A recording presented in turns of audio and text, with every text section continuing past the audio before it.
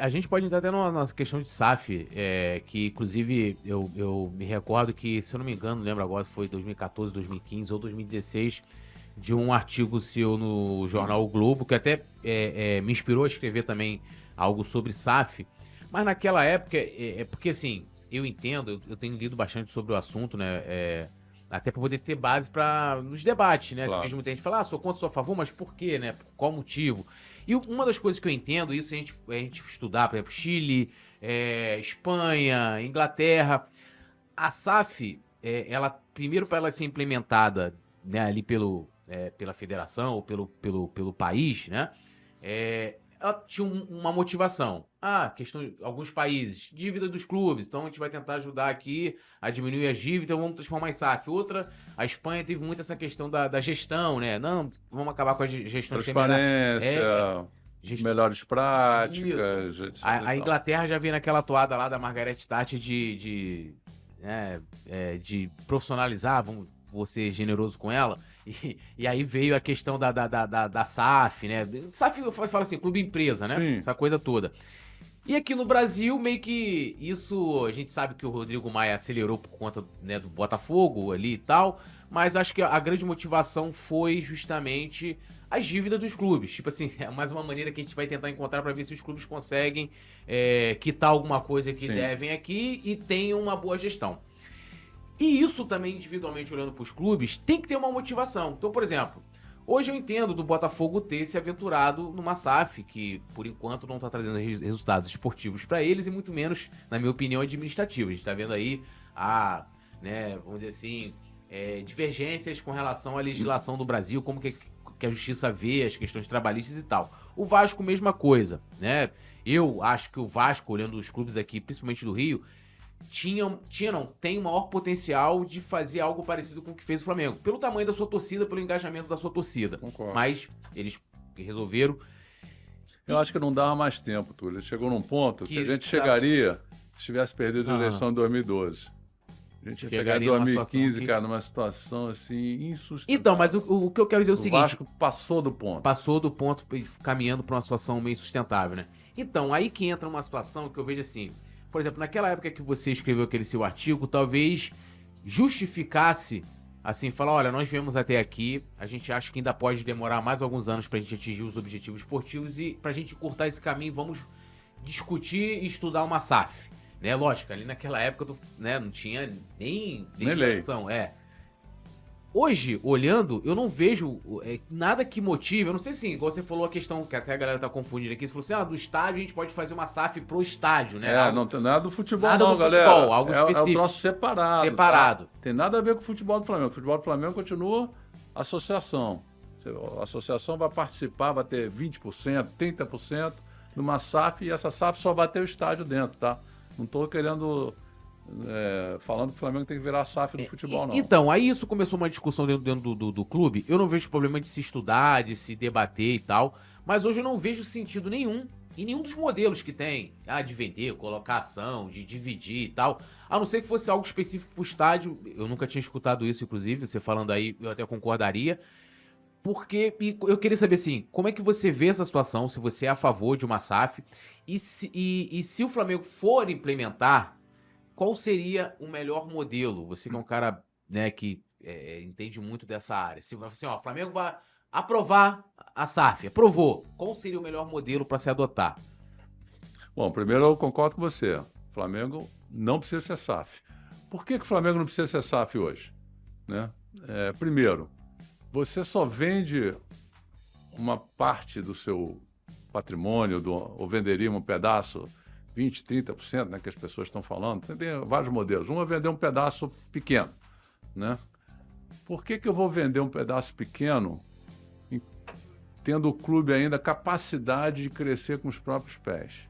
Assim, o Flamengo, daqui a pouco vai ter uma liga, vai aumentar a receita. Daqui a pouco vai ter um plano de marketing global, um plano de comunicação global para você poder trazer mais patrocínios, mais visibilidade, mais sócios-torcedores ou sócios-simpatizantes, o que seja. Tem uma série de ações que o Flamengo pode fazer para aumentar a sua receita. Então, se a receita hoje é um bi e pouco, pode ser que o Flamengo, sem a ajuda de ninguém, consiga chegar a 2 bi, tá certo? Aí vamos supor que chegou a 2 bi e fala, cara, não consigo crescer mais.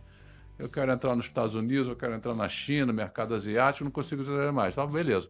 Então eu preciso, para fazer isso, eu preciso de 200, 300 milhões. Então, olha só, vou chamar um investidor que vai me colocar no mercado asiático, que vai me colocar no mercado americano, por exemplo, algum outro tipo de ação, que meu patamar de faturamento vai subir de 2 para 3. Beleza, então eu já bati no teto do que eu consigo fazer sozinho, vou chamar alguém, vou vender um pedaço, nós dois vamos ganhar. Eu vou ganhar com os meus 70%, que vai valer muito mais, e ele vai ganhar com os 30%, que vai valer muito mais. Então, esse é um ganha-ganha. Então, hoje, o Flamengo ainda consegue, com folgas, né, atuando, ou atacando, ou melhorando algumas áreas que podem produzir receitas significantes, pode crescer. Então, por que eu vou vender o Flamengo agora?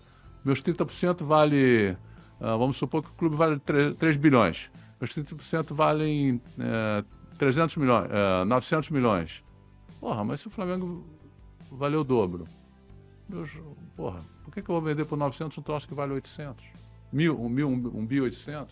Às vezes não faz sentido você fazer isso hoje, uma SAF nem vender 30%, né? Também duvido que algum investidor compre 30%, sem saber quem vai ser o presidente daqui a 2, 3 mandatos. Pode entrar um doido aí de novo, tudo é possível na vida, né?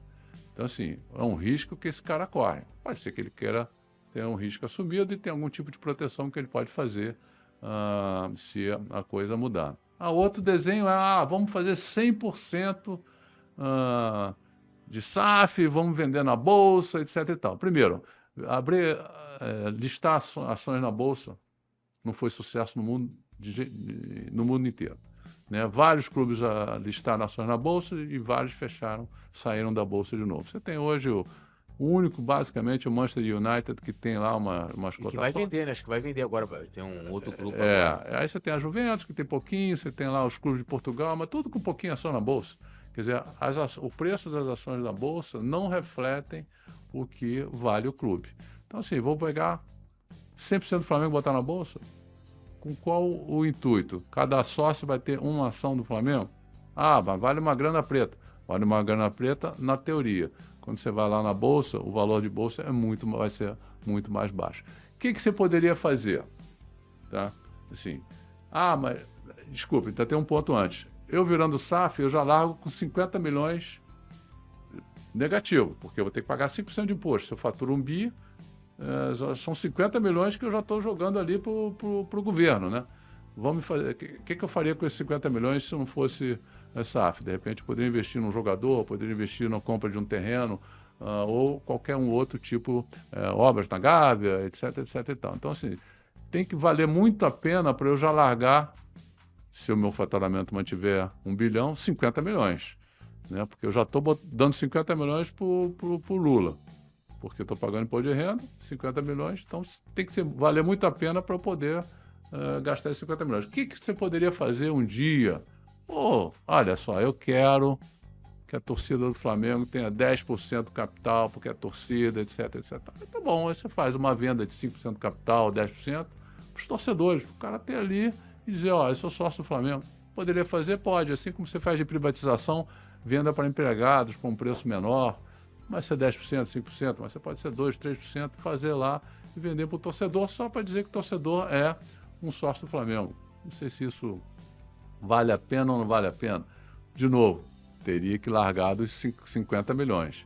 Eu não sei se você tem você chama um trade-off, que é uma coisa boa vender para torcedor, em compensação já tem que largar de 50 milhões negativo aqui, porque eu vou ter que pagar esse imposto. Assim, não vejo necessidade do Flamengo virar SAF tão cedo, a não ser no dia que ele não consiga mais crescer a sua receita com os próprios pés. No dia que isso acontecer, aí sim, vamos considerar ou trazer um sócio minoritário com 20%, 30%, 40% que seja, aí vai depender, ou fazer 100%, e a gente faz de uma maneira que você não consiga também, mesmo que o cara compre 50%, ele só vai ter direito a 10% de voto, para você limitar também, não ficar um cara mandando no clube como um todo. Então, assim, tem uma série de maneiras. Mas só para resumir, zero de chance de ter SAF agora. Quer dizer, chance não, no meu sentido. Se tiver um debate desse no clube, eu já falei que eu sou contra e vou defender que os associados não votem por que o Flamengo vire uma SAF hoje. Quer fazer estádio? Vamos fazer uma SAF para o estádio, separada, o clube tem uma participação e ali é que vai pagar o imposto, mas ali vai ter uma receita adicional, o Flamengo vai ter um estádio. Essa é a minha opinião.